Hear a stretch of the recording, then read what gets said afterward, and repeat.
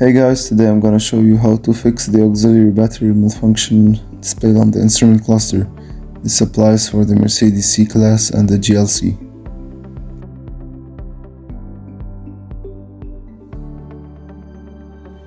First, go to the passenger side and pull the floor mat towards you.